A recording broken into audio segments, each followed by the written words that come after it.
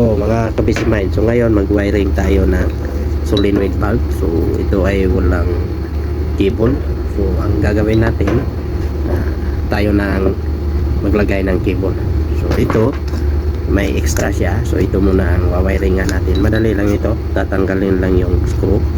Tapos iyon ang ilagay natin sa socket nya. So gagawa tayo ng wiring connection dito. So dito kung makikita natin yan, may number yan 1 at saka 2. So ang 1 ginagamit yan sa positive, ang 2 naman ay ginagamit sa negative. So ang gagawin natin, sikwatin lang natin ito yan para makita natin yung terminal sa loob. Yan, ang tamang position nito ay ganito. Yan, sa ilalim yung may connector. Yan, open natin. Yan.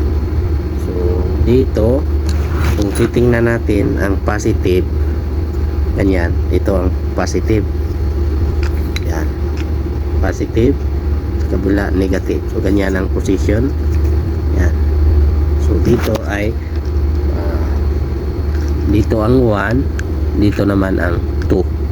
So i-open natin para makita natin ang loob.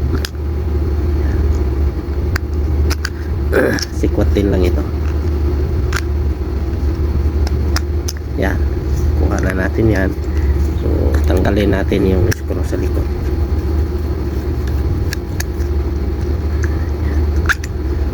Yan ang terminal. Yan. Dito sa likod, so makikita natin may mga terminal dyan. Yan. So dito natin lagyan ng wire. Yan. So, ganito ang tsura niyan. Yan. So, lagyan natin ng wire. So ang wire na ilagay natin, dito natin idaan. Yan. So may socket ito. So may, so ang tawag nito, ito ay plastic gland. So lagay natin yung plastic gland dito para paghigpit sa cable. Yan.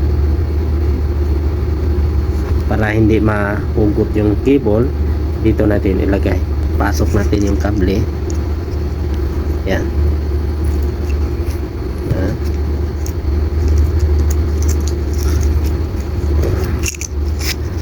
So ganyan.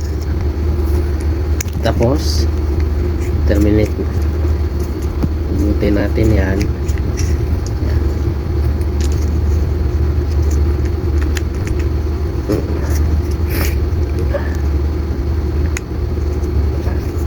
Ito kasi gland, yan ang maghigpit sa wire na hindi mahugot. Yan. So dito mag-terminate na tayo. Butin natin.